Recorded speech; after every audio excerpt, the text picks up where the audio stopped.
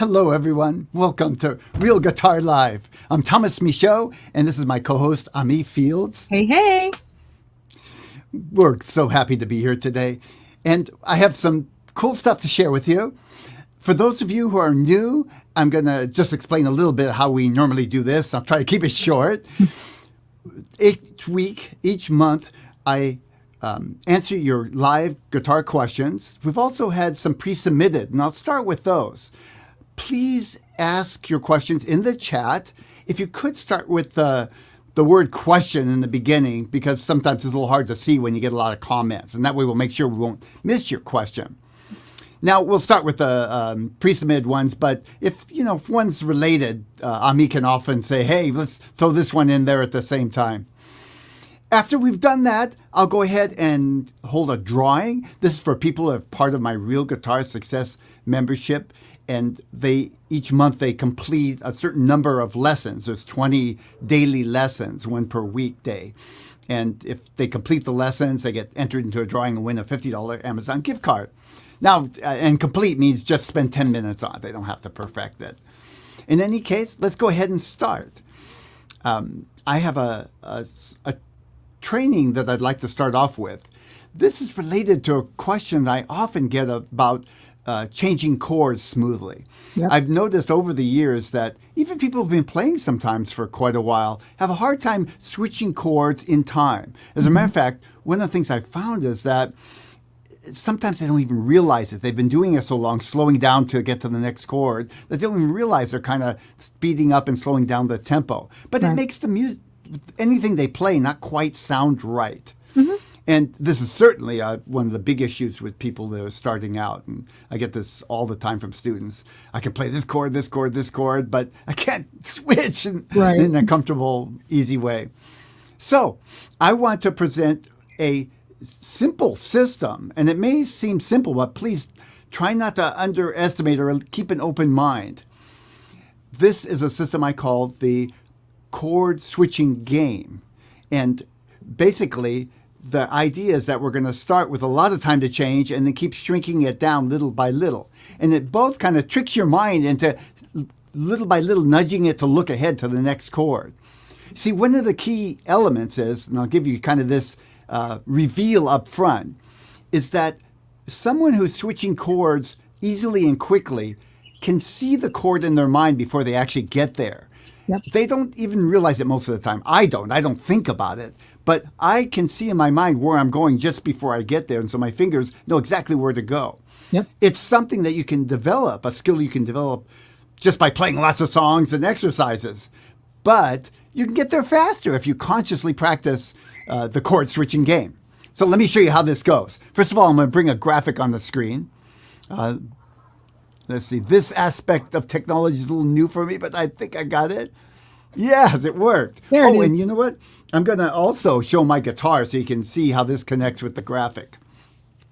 And please, if you have any questions along the way, put them in the chat because I'd love to. I'm going to give a basic presentation. I'd love to answer your questions. To start with, you pick two chords. And I'm going to start with very simple chords. This works really well, and I promise you, if you think this is too simple, this works really well for more complex chords. And I am going to show you that at the end of the basic system that I've developed. By the way, I say I developed it. To be accurate, I've used a variety of this kind of thing for years. And this most recent version I actually got from thegoodguitarist.com. That's James over at thegoodguitarist.com. I really like the way he presented it, and it works.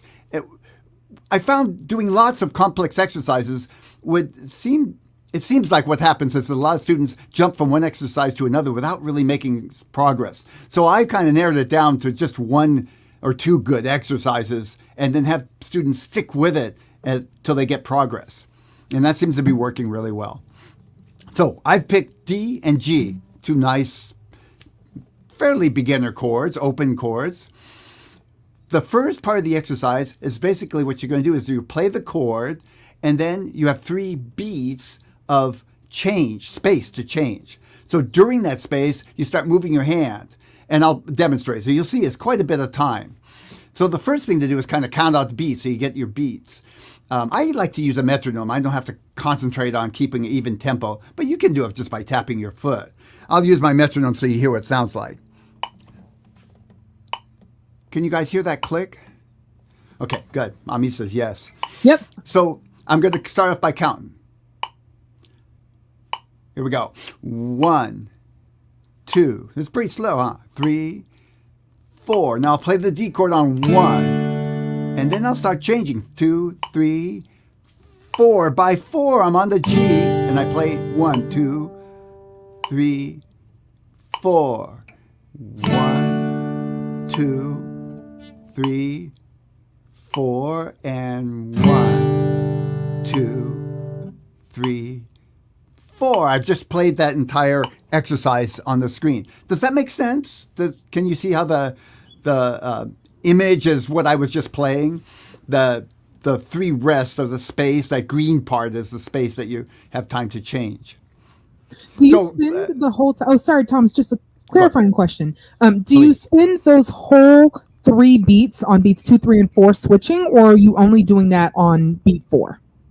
No, the entire 3 beats. Got it.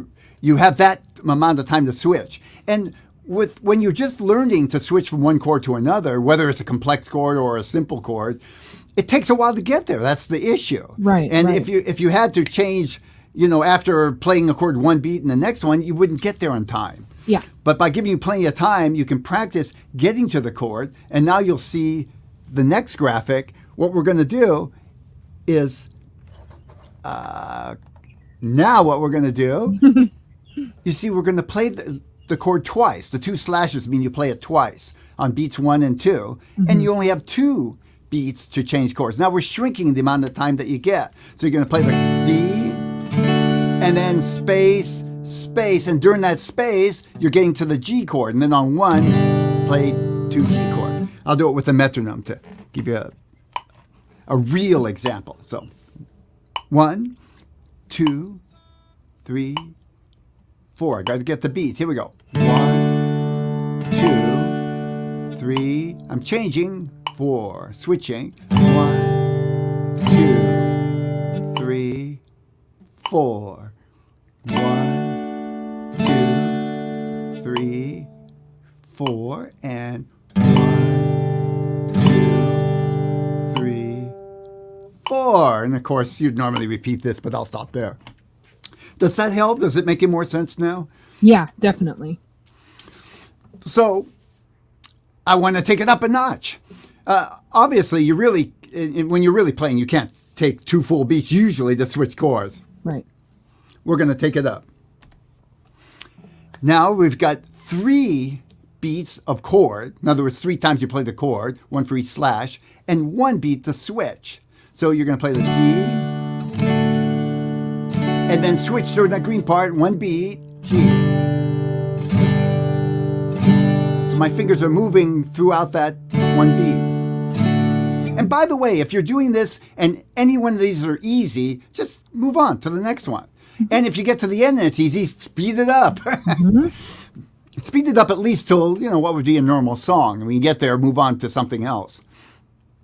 Now, I'm going to play this with the metronome just to make sure it makes sense in context of what we've done so far. So I'll count out 1, 2, 3, 4. 2, 3, 4. I'm changing. 1, 2, 3. Switching. Same as change. 1, 2, 3. Switching.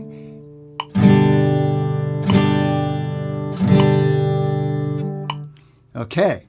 So stop there.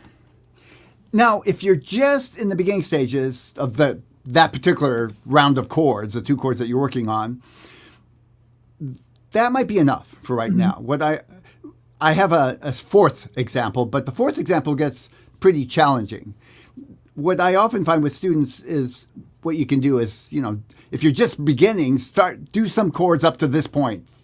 and then come back to number 4 and then do number 4 later. Because once you've done it with a few different rounds of chords, it's easier it's less frustrating is the main issue to do the 4th one. But regardless of where you're at, I'm going to show you number 4. So take a look at it right quick.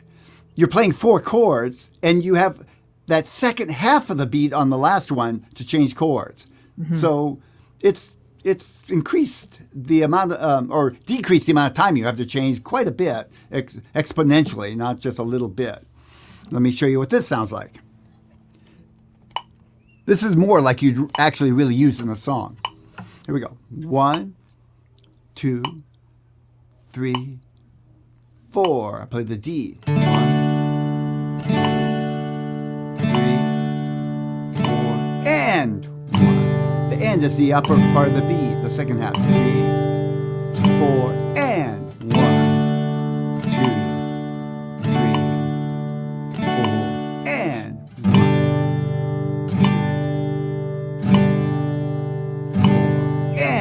And so on. If that's easy, speed it up. 1, 2, 3, 4, and 1. So this is still not quite as fast as you would play with a song. I'm getting there. And so on. And keep speeding up until you get what would be, a moderate tempo of a song. Yeah. So, as promised, I'm going to show you what I would do with a more complex chord. Let me take this. Well, I'm going to leave. Let me do this. Okay. This is the first example. New chords. Ignore the D and the G. I'm going to play a D7 sharp 9. And I'm going to go to a G major 7. That's a very tense chord, but it does really, in a jazzy way, goes back to the G chord nice. So let's say I'm just learning these chords. I'm going to spend some time, by the way, first fingering the chord. I want to make sure I can finger the chord. Don't try to practice switching chords if you can barely get to the chord. That's not going to work. Finger it. Take your hand off. Finger it. If you're still looking at the chart, you're not there. You have to memorize the fingering. Got it. Okay. I got the G. I'm going to work on that D. I got to look at the chart. I'm pretending. Okay. There we go. No, okay, I'm not there. Take your fingers off. Usually I start with just a little bit and get the fingers on. Okay. Yeah, I can get them. Now I'm going to take it off, shake them out, and really start. Okay. Yeah, okay, I can figure the chord now. Normally it would take me a little longer than I just did. That was a shortened example. Okay, I got the 2 chords now. So I'm going to start with a D7. Here we go. 1, 2, ready, hit it. 1, 2, 3, 4. Got it. 1, 2, 3, 4. 1, 2, 3, 4. Okay, and so on. That was easy. Let's go to the next example. I was going to pick up the speed, but here we go. Ready, hit it. 1, 2, 3, 4. Yeah, getting a little more challenging. 3, 4, but still not challenging enough. Let's move up a little bit. Here we go. D. 1, 2, 3, 4. 1, 2, 3, 4. Okay, now we're getting somewhere. One more. Here we go. 1, 2, 3, 4, and 1, 2, 3, 4. That's still kind of easy. Let's speed that up. Here we go. 1, 2, 3, 4, and 1. Now we're getting somewhere.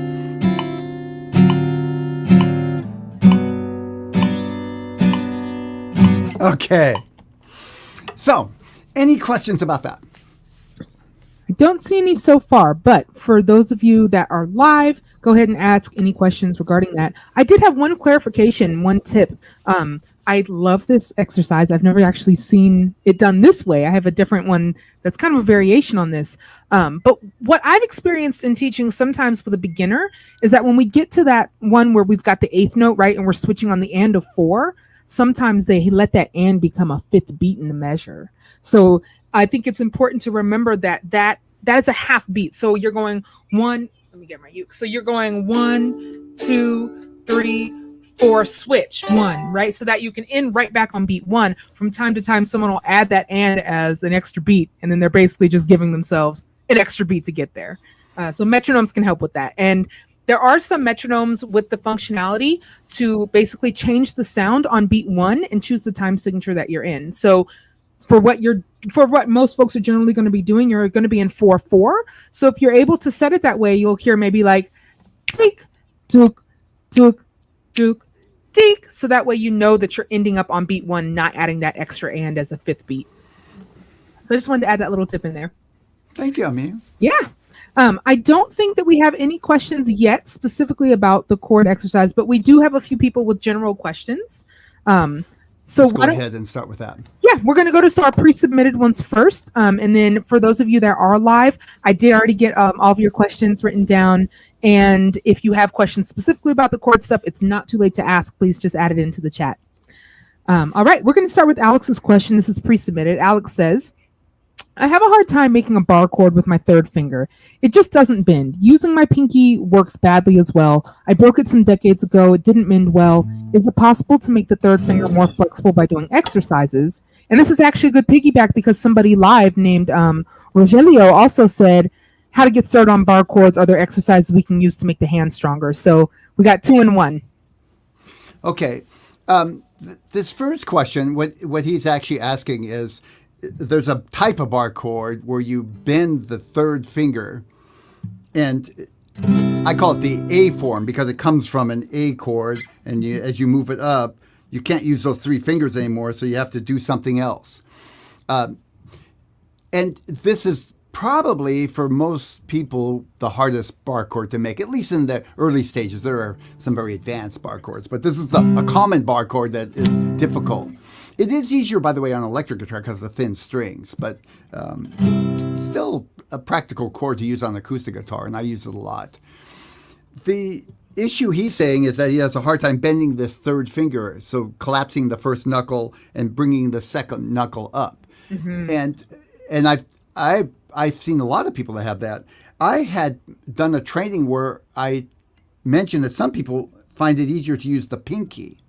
Mm-hmm. I don't. That doesn't work for me. The 3rd finger is definitely the way to go for me. But I'm surprised. There are quite a few people that said the pinky works for them. Mm-hmm. So I can make it work, but it's not very... I guess I'd have to really strengthen in my pinky or something. I'd have to practice it a lot. Yeah. Some people find this helpful. They'll use the 3rd finger, and this might work for you, Alex. They'll bend the 3rd finger. It doesn't bend so much so that these last few strings don't really sound. Then they'll add the pinky on the 2nd string. So what I'm doing is I'm playing the 2nd string 5th fret, and then I've got my 3rd finger covering the 4th and 3rd strings. Now, as far as exercises go, he's asking if you can actually improve your 3rd finger. Absolutely. Yeah. I damaged the finger, this one, by the way, and the therapist gave me they did operation, and basically the finger had a muscle in it, but it was weak. They took the muscle out of my calf. And they gave me exercises, and I had to work on them for months. But and I thought it would never work, because the first week I didn't see any progress whatsoever. Mostly stretching and then some strengthening. But now it works fine. Mm-hmm. It actually, I stopped doing the exercises, and it worked better when I was still doing them, but it works fine for all everyday purposes. You can, I think, the body in general, it's kind of amazing what you can do if you're persistent and you keep coming at it. Yeah. I've never actually done exercises with my 3rd finger, except just keep trying to play the bar chord. So I don't have any specific exercises to give you. But I would say, yes, I would work on it if this is really what you want to do. And just know that it's just a matter of time. You'll be able to use it and play it this way. Yeah. Do you have any I don't know if you've ever seen any exercises specific to flattening out the third finger and putting the knuckle up. Generally speaking, for ukulele, not so much, just because our fretboard is so. tremendously thinner than yours, right? So, Yeah. I mean, that kind of bar chord doesn't really apply. Yeah, exactly. It doesn't. I mean, although there are definitely instances, but for us, it's more of like popping that first knuckle out, right? Like if I'm doing a B flat chord or something. I would say though that like because that's a hard one for me. And I was actually, as you were talking, sitting here thinking like, what would I do if I were in that position? And there are a couple of things I would do. I would probably start by doing something like this. Let me bring you guys a little closer so you can see. So I would probably start with like just doing a bar all across my whole fretboard and bringing it up, and then releasing one string at a time. So move your finger down and just let that first string be open, and do the same thing with just 3 strings doing that. And now just do it with 2 strings, something like that. And that's just to get your ring finger a little bit more used to doing stuff in general. That would just be my first thought. But in terms of actually getting this action, I'm not exactly sure, besides a stretch like this, what could potentially help. Something. One thing that I do with students, and I never really thought of it being an exercise, but I do teach them a different chord in the beginning, this chord right here. It does mean on the first 3 strings you have to make that little partial bar. But that's easier than in the 4th, 5th, and 3rd, the 4th, 3rd, and 2nd strings. Mm-hmm. That might be a good preliminary exercise. Right. And the chord I'm making is I'm putting the first finger on the 2nd fret of the 4th string, and then I'm barring across the 3rd through 1st with the 3rd finger. And you know, I just thought of that I would practice too is actually literally just making that motion with your hand without the instrument. Like start here with your finger out and pull it back, push it out, pull it back, push it out, just to flex and literally stretch the muscles and tendons that do that kind of work. Because I've found that to be helpful for students that are struggling with chords, bar chords, any kind of chord really, is just actually literally practice getting your brain to say, hey, finger, do what I'm telling you to do, right? I need you to stretch those tendons and muscles. That's another idea. And I think just general like warm up exercise. Thomas, you've definitely taught some good ones in the past of like warming up your hands before you get going. That's a good idea. Stretch the fingers. I do this exercise every day, and you have access, Alex. You have access to my stretching exercise. I might even send you that link. I do this every day, and I notice that it is stretching all my fingers. Yep. Yeah, it's important. Sometimes I do it 2 and 3 times a day. It's part of getting older. Yeah, it's funny because where I am right now is actually a little bit cold, so I can actually feel when I'm doing that, and even just showing you guys this idea of like being able to pop that knuckle, I can feel the tension, the tightness in my hand. So it's important to be aware of that. By the way, Alex, there are some people that stick to making a bar chord like this. Basically, they make an A chord with their 2nd, 3rd, and pinky, and then they slide it. This is what I do on a classical guitar because the neck is much wider, and this thing doesn't really work that well. Right. Yeah. That's a possibility that you might want to explore. Yeah. Since we're on the topic of bar chords, maybe this is a good time to just address Rogelio's question, which is a live one. It says, how to get started on bar chords? Are there exercises that can make your hands stronger? Yes. And I think the main thing to consider is when you're doing bar chords, it really pays to kind of move into them step by step, as opposed to what I did and a lot of my peers did when we were learning bar chords is, I need an F chord. Okay, I got to make this F chord and fit it right into the song because I need it now. And the F chord is actually one of the more difficult bar chords because it's down here close to the nut. Yeah. By doing progressive method to getting to bar chords, you save a lot of frustration, and just as importantly, you'll have much better technique. Because when you try to stretch something that's beyond your current ability too much, what you end up doing is compensating by wrist, hand, finger positions that create bad habits that have to be undone later. That said, what I like to do is to start people with bar chords that are not really bars, but they call them power chords, or I've been heard called power chords, just 2-note chords, and then 3 notes. And I'm building the chord until I get to this no bar. Then I'll have them do exercises separately, playing the bar, practicing just pumping and getting each of the notes, and then put the two together, the power chord and the bar together. Can we see your guitar, Thomas? Sorry, I just wanted to be able to see what you're doing. Thanks. Perfect. So I'm making a power chord, starting with a 2-note, then adding the pinky to it, then adding a third finger progressively. Mm-hmm. No bar. I'm just playing the 6th string with my first finger, practicing the bar separate, and then putting the two together. Now, it's a process, and it really helps to have some guidance. Yeah. Rogelio, I don't know if you're a member or not, but if you are, just go to the Bar Chords for Everyone course in my Real Guitar Success membership, and I'll lead you through that process step by step by step with videos and play-along tracks. And if you're not a member, go to my blog and look up just bar chord, and you'll see a number of posts on different exercises. They're, not necessarily in order, but you can pick and choose which ones work for you at wherever you are. Yeah. And this is a question that, generally speaking, we get, I would say almost every month, or at least several times a year, where folks are asking. It's a challenging thing, and I think having a process and something laid out for you cleanly and clearly can really make a difference. Bar chords are one of the big humps. Switching chords is usually first, open chords, and a little later, bar chords come up, and it's like this big wall. Oh, man, how am I going to get past that? For most people. Yeah. So you're definitely not alone. All right. We have another pre-submitted question from Shulamit.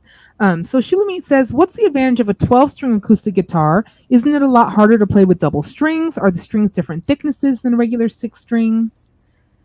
Well, I mean, if a guitar has 6 strings and you have twice as many strings, it's going to be twice as good, right? Yeah.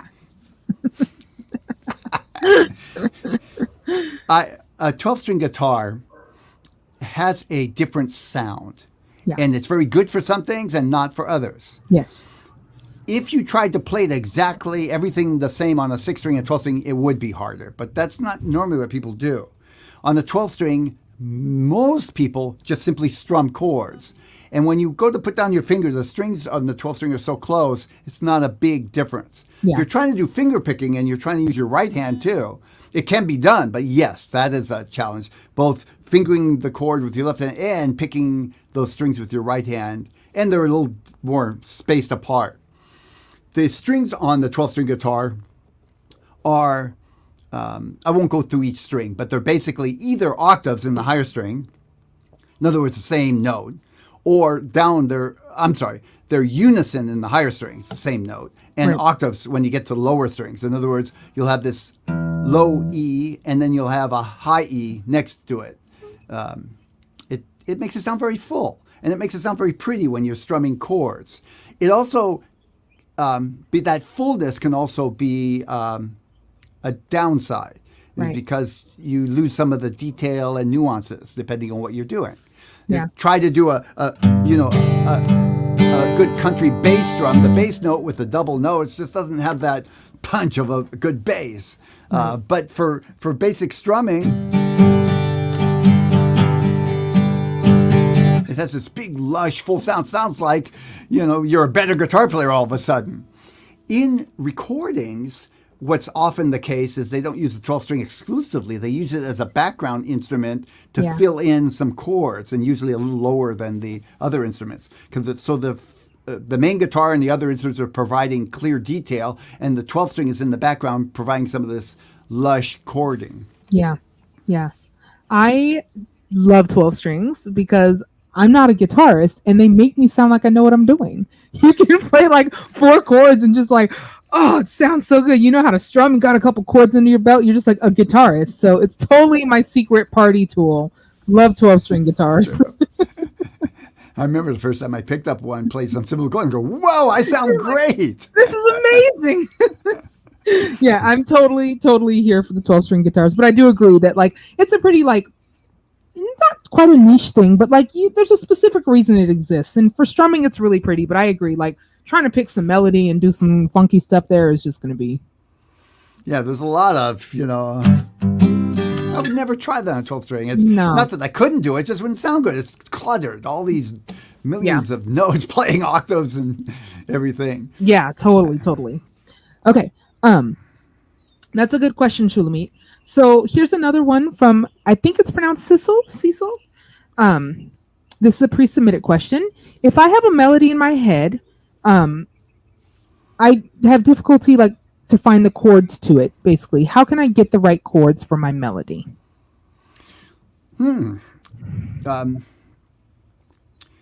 So to be clear, that's a skill.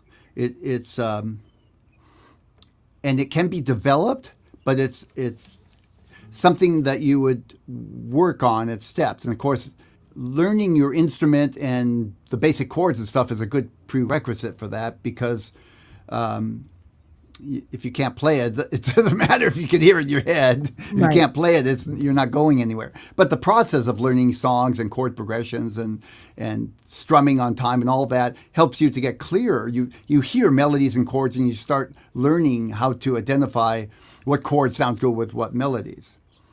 Generally speaking, and Cecil, you're in a good place. I know where you are. You're past the beginner's journey, and you're doing some more advanced stuff. You're going to want to learn to identify the key to the song. That's the first step. Right. And if you can't do that, definitely work on that. And there's a course in Real Guitar Success on how to do that. It's important because when you're first playing chords to a melody, it's likely going to be the chords you're going to isolate the chords that are used for that key. And if you don't know the key that you're in, that's really at a loss.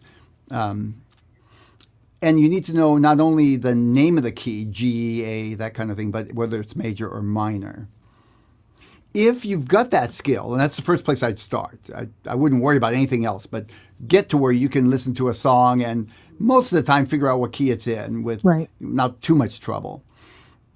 The next thing is to start playing around with, you have a melody, figure out what key it's in, and then write out or have the chords right in front of you that are in that key, and just start playing around with what chords sound right, paying particular attention to the 1 chord in the key, the 4 chord, and the 5 chord, because those are sort of like the structure of a lot of chord changes that move you around the song. In other words, the 1 chord is the home, the 4 chord leads to the 5 chord, and the 5 chord goes back to home, and that's the movement of the song. All the other chords create some interest and different color, but those are the sort of the skeleton of a lot of most pop type music, and I'm talking about many styles that are in a popular vein.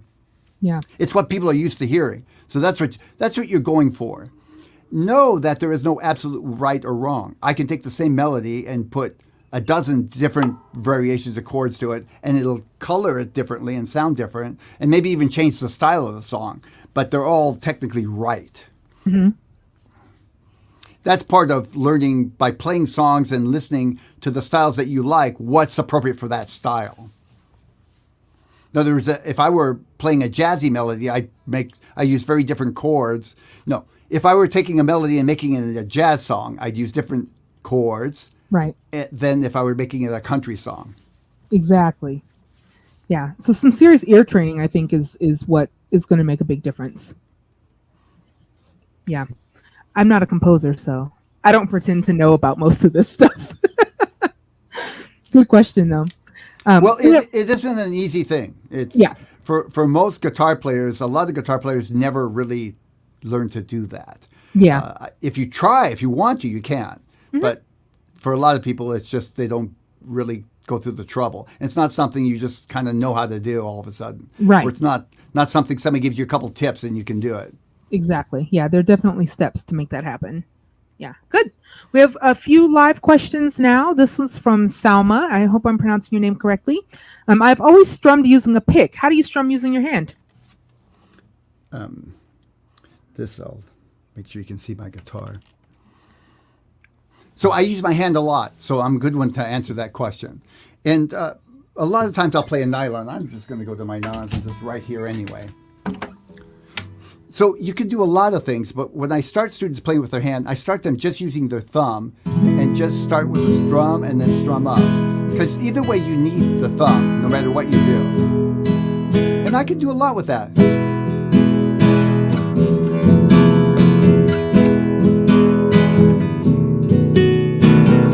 Just my thumb. Now, by the way, I have nails. You don't need nails. I have nails because they produce a certain sound that I want, and it's a lot of work to keep them up. And so I'm not even sure if I'd recommend playing with nails, unless you're willing to go through the trouble and file them and keep them, just the right length and that kind of stuff. So that said, the thumb, the next thing is to add your first finger. Now, oh, by the way, when I'm using my thumb, even I'm twisting my wrist slightly and moving my arm. So it's a combination. My arm isn't steady, it's just going like that, but I'm not just going up and down with a stiff wrist. It's twisting slightly. And that's why I start with the thumb. It takes some getting used to that. Yeah. Try to stay relaxed at the same time. The feeling is kind of like flicking water off your fingers. That's the feeling that seems to work for a lot of people.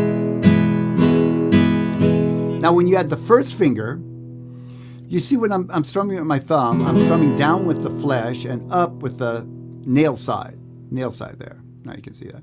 Like that. So as I twist, flesh, nail. So it's a little brighter on the way up. Now when I add the finger, I'm strumming down with the nail and up with the thumb. Now it's all nail. So it evens out the sound. And it's easier because I don't have to, all I have to do is turn my hand and the nail is right there, and I turn it the other way and the thumb is right there. So it's actually a little less movement. So you want to get the basic strum first. I would start with down, down, up, down, before you go to fancier strums.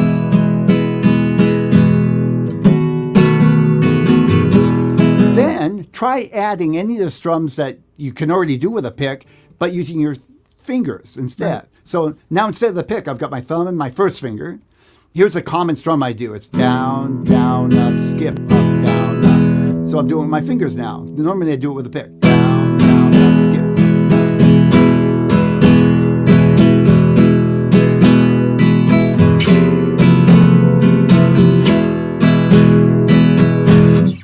Sounds fine. I'm using mostly the nails against the strings, so it's clear and crisp. It's not muted. If you want a real soft song, stay with the flesh of your thumb. Mm-hmm. Sometimes I need that if I'm singing or if I want the voice to be over and above the guitar. So you got some options there. When you get more fancy, there's a variety of strums you can use.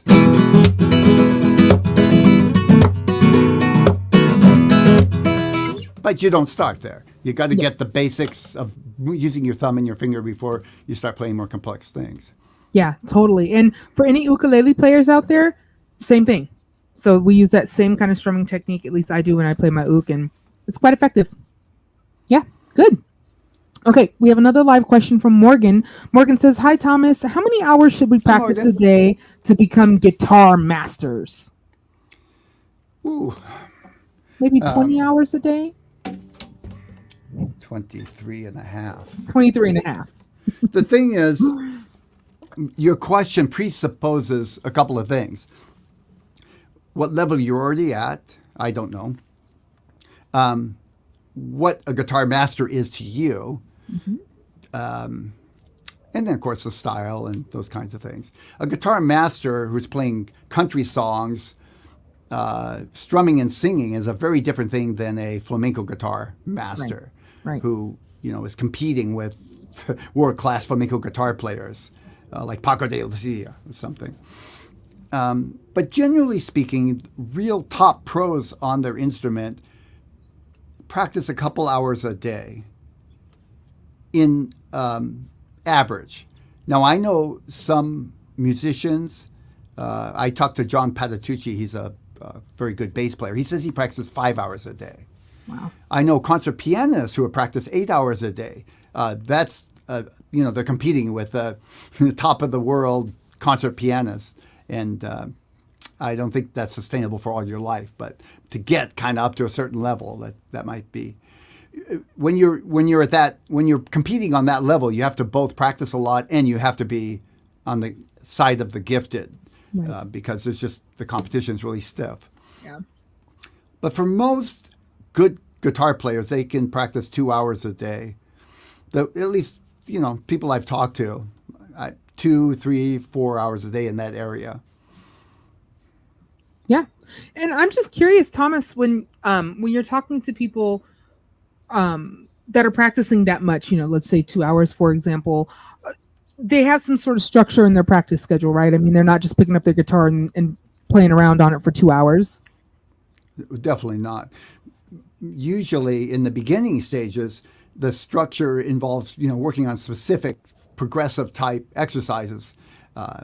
Usually I organize the practice session into warm up, working on something specific, usually exercises and a song, and then ending the practice with something that's fun. But when you get to a pro level, when you get up to that level, you know what to practice. I mean, you warm up and then practice for an hour on something that you need to work on, and then you go away and come back, warm up again, and practice for another hour on something that you're working on. Yeah. Yeah. I just wanted to clarify that, just because I know some people who say, I practiced for an hour, but you played your guitar for an hour. Maybe you didn't practice. No. When I say practice, I mean specifically working on improving certain skills progressively. That's very different than just playing your guitar for 5 hours. Exactly. Yeah. Which, I mean, that's a thing too. If you want to play your guitar for 5 hours for fun, have at it. It's not wrong. It's just not what I'm talking about. Yeah, exactly. Yeah, good. I did want to just quickly address another live question that came in just regarding the strumming. Felicia says, is strumming with a pick a combination of slightly twisting the wrist and moving the arm when you strum? With a pick, not the hand. Exactly. Cool. Let me go to my guitar again. I'm going down, but as I go down, my pick is slightly angled up. Then on the way up, I'm twisting my wrist and the pick is slightly angled down. So this is not conscious. When I'm doing it, it just goes.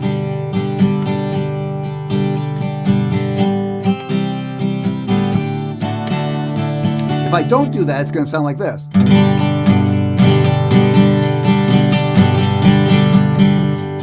Here's the difference. Yeah. So you see my arm's moving, but so is my wrist. So the two combined are what's making the motion. Like anything else, it takes practice. It has to be relaxed. If you're consciously doing this, it's going to sound rough until you get to where you can just relax and do it. I often have students say, just flick out some water on your fingers. See what that feels like. That's what you're after. It gives them a kind of a something to aim for. Yeah, it's good, and that's a good follow-up question, Felicia. All right. Another live question that we had is coming from Freddie. Freddie says, still in the beginner stage, goal is to one day play acoustic jazz like Pat Metheny, M-A-T-H-E-Y, Metheny. Any easy jazz chords or simple progressions I can mess around with for fun? And let's say I would direct you to the couple of blog posts on my blog, and just type in jazz chords, and I have a couple of lessons on easy jazz chords. The thing is, it kind of depends on your level, and I could go in a lot of different directions here, and I'm not very confident I could show you something right now that would be what you're looking for. I usually start students with kind of the next level beyond open chords. It's an open G. This is a G major 7. The movable major 7s and minor 7s, because those are the most useful, and you can get a lot of bang for your buck out of them. Yeah. And I will say it's helpful to practice in progressions. Learn the chord, practice this exercise I showed earlier to change, and then get to where you can play it in like 4 chord progressions, because that's what really makes a difference, especially with jazz, because there's this tension that if you just play a chord by itself, it doesn't sound very good. In the context of progression, it makes sense. Right. But I know when I first was learning jazz chords, I'd play a chord and go, that doesn't sound good. Why do I want to learn that? Yeah. When I heard it in the progression, it makes sense. The tension and release. Yes, exactly. And I was going to say, I mean, depending on beginner, that's kind of a loose term. You could be like, beginner, been playing for 4 years, or total beginner. Another good place to start is like with blues, because jazz and blues are very interconnected and very related. And blues is a little bit more reachable for someone who's like brand new into playing. So like learning some simple blues progressions is also a good place to start, to train your ear and your brain to understand what a 7 chord is, what these kinds of numbers behind chords mean, and how they sound. It's another good place to start, I'd say. Yeah, I would say, see, if you're a brand new beginner, I wouldn't start there. I would start with your basic open chords, because all these jazz chords are both built off the open chords. They make sense in context of the open chords. And you're kind of stepping up in skill level. To jump into jazz chords, I think it's not an easy way to go. Everybody's different, but I think it could be the kind of leap that'll create some habits you'll have to undo later. Yeah. That's a good question. We have another one from Sean, who's live. Sean says, I traded in a slightly bigger guitar for a slightly smaller one. I have trouble with the A chord. My fingers are too tight. Might the smaller guitar be responsible, or is it me? Well, I got to think of how to answer that question. It's always you. I mean, because you bought the guitar. I mean, I don't know how. Are you talking this guitar to this guitar? I mean, okay. Probably you're talking a little bit smaller, and it's probably something you need to get used to if you want to play on a smaller guitar. My guess would be that there's pros and cons. The smaller guitar, some chords are easier, but chords where you have to fit in between the strings are harder. Depending on how big your fingers are, you might have created a problem, not that you can't get over, but more of a problem than you expect, at least, by playing a smaller guitar. And by the way, smaller has to do with the neck. You could have a smaller body and still have the same size neck, and that wouldn't. The A chord, you have to fit the fingers in between the strings. Now, here's a tip for the A chord, specific. I usually use this form of the A chord, and we're going to my guitar now. See my left hand. I finger the fourth and third strings. I bar them slightly. This is that first finger bending, and then I put the second finger on the second string, second fret. There. Now I got it. Couldn't see it before. So what I'm saying is I don't have to squeeze all 3 fingers in there.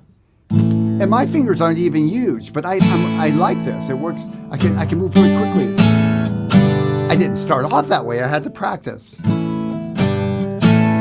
That might work for you, especially if you're having a hard time getting your fingers squeezed in there. 2-fingered A, we'll call it. It's a partial bar and then the second finger. And again, I use that. My fingers aren't even that big, really thick. So it's not like you have, that's only for people with thick fingers. It works great for people with thick fingers. So that might be a solution for you. Yeah. I wouldn't jump to say you got the wrong guitar and that's the cause of all your problems. Usually people are quick to blame the instrument or something outside thing when they could deal with it by patience and persistence and practice. That's more common. But you have to be aware, sort of open to the possibility a different instrument or some other thing would solve the problem too. Often I see students playing on guitars that are very hard to play because the strings are so high off the fret. Right. And it's not that they couldn't get over it, but why? Just get it adjusted and get the strings easier to play. Yeah, exactly. It's a good question, Sean. It is excellent. Yeah. We have another question from George. This is a live question. Do you think a guitar with a... Okay, yeah, so this is a gear question. Do you think a guitar with a 43 millimeter nut is a better strummer as one with a 44 or more millimeter? I have a Taylor GC7 with 44 millimeter and it's a terrible strummer, or is it just my ear? I have no idea. Okay, yeah, I'm not. It's just sure. I don't worry about those things. Yeah, I treat the guitars. I've read articles and stuff, about this size neck is better and this is this, and all the people disagree and agree, and I'm too busy practicing my guitar to spend a lot of time there. Yeah. So Rogelio, who asked the question earlier, had another follow-up question. What's a good warm-up exercise when you're starting to play and practice? How long should you warm up for? I usually warm up for, if it's a 30-minute practice session, for about 5 minutes. If I'm only practicing for 10 minutes, I'm just going to kind of play something for a minute and then get right on with it. There's not much time to warm up. Yeah. If I'm practicing for an hour, I'll usually warm up more for like 10 minutes, sometimes up to 15 if I'm really into it. I think I don't practice for more than an hour at a time. After that point, I'll take a break and come back at it. Actually, I usually don't practice more than 45, 50 minutes, and then I'll take a 10-minute break and then come back to it. I would say it depends, too, on how you feel. So in the area of 5 to 10 minutes is a good ballpark. You know what I'm saying? If you feel warmed up and you're ready to get on to something, and the something is not that complicated anyway. If it is strenuous, I might want to warm up a little farther and make sure that I'm not going to strain myself too much. Yeah. And in terms of exercises for warm-ups, I think or at least what I recommend for my students, it's I have an exercise we do called Caterpillar, which is really just about kind of stretching the fingers and playing some notes on your fretboard. I think, Thomas, you call it the spider or something similar. Yeah, something like that is like a good warm-up.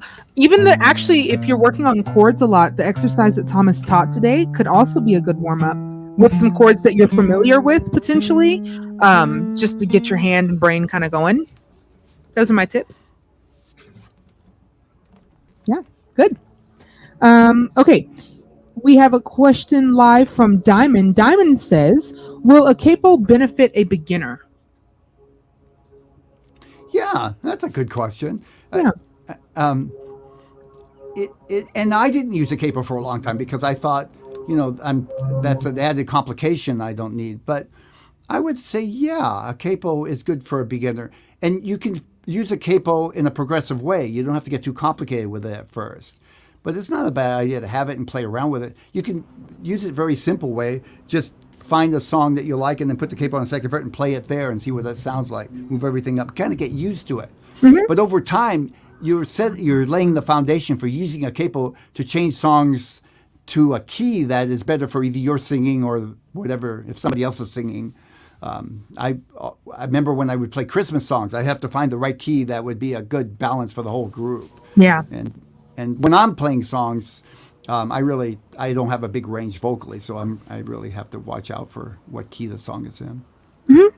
Yeah, no, that's a good question. I think there's definitely no problem in having one and just exploring it at first. I will say this. A lot of beginners get the cheapest capo they can find, and I wouldn't do that. I would get a decent capo. You don't have to get the most expensive, but don't go for the cheapest because they cause trouble and they can give you a bad idea of what a capo does. What happens, the cheap one, they tend to pull the strings out of tune. And you don't need that. You can get a decent capo for $10, $15 these days. Totally. And you can get a cheap one for $2 or $3, $4, but I wouldn't do it. Yeah, and the one that we had talked about, I remember maybe it was last month or the month before, is Ernie Ball has one called the Axis Capo that I just love because you can use it pretty much on any guitar. It's super strong, and I want to say it's under $20. It's probably somewhere between $15 and $20, and they just last a long time and they're really good quality. So I usually pay about $20 for a capo, but yeah, I know there are decent ones in the 12, 15 area, like that Axis one. Yeah, exactly. Yeah, it's a good question, Diamond. Okay. And we have one other question from a live person who's joined us. Let me just get it here. Okay, so it's a two-part question. And I'm going to ask for some clarifications on this one. So first question is, what is the easiest way to memorize scale patterns and recollect while playing them? So that's a good one. The second question is, what is the best way to recognize notes? And so I think I need a little bit more clarification. Do you mean when you're reading music, or are you talking about like when you hear them or are playing them? So if you're still here, 90s Tamil kid learns guitar. This is by hearing, you did clarify. So let's start with the first one. Easiest way to memorize scale patterns. Well, I teach students scale patterns starting from simpler scales that are going to be used more and then build step by step. for me, learning scales works best if you progressively learn one at a time and then use it for a while and then go on to the next one. Yeah. How about you, Ami? Do you have any interpretation of that question that could help? Well, I think that, like, generally speaking, for ukulele at least, I don't really do too much scale work with my students just because most of them just want to strum and sing and, stuff like that. When I do, it's almost more for finger exercises and brain exercises than anything. And I would probably just start with like a scale like chart and just start there. I mean, I have my students like learn the pattern for like a major scale. Ooh, my uk is a little out of tune, but for on ukulele at least, I kind of think in terms of like opens and the number of frets or the fingers. So for example, for a major scale, like open 2, open 1, 3, open 2, 3 is how I remember to do a major scale on my uk. And then if I need to take it up a key, I'm looking at the spaces. So it'll be like 1 skip. I know it's here and then skip 1 and then next string 1, skip 2, 3. No, there. Yeah. Okay. So basically I essentially would just find like the numbers. In terms of like being able to recollect them, I think maybe there needs to be a larger discussion around specifically why you're learning scales. Like if you're learning them to be able to improvise or... I was going to say, I'm not sure it's the right question. Yeah. If you're just learning to play, I wouldn't worry too much about scales unless, you're going to be improvising, and that's usually not where people start.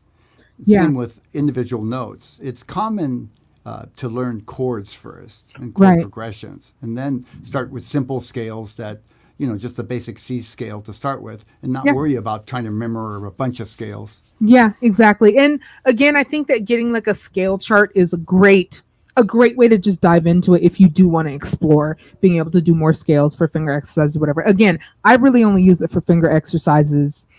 If I had someone that wanted to improvise, maybe we would do that, but that's not something I really even get into on the ukulele. The second question was about the best way to recognize notes, specifically when you hear them. So it's all about what's called ear training. You got to train your brain. That's kind of like my general answer. I mean, there are tips around that, but it's a kind of broad question. Do you have any tips on that, Thomas? No, as you say, it's I don't really know what the question is actually asking. Yeah.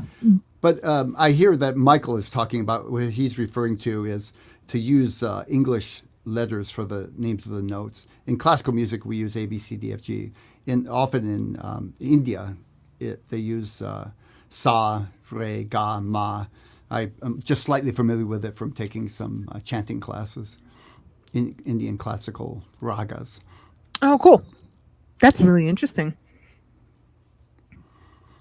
Okay. Let's go on to the next question. Yeah, I think I got a thumbs up from... Very cool. So that's actually the end of the questions for now. This is last call. If anyone has questions, this would be a good time to input them. Are we doing a raffle today, Thomas? Yes. All right. Time for the raffle. Yeah.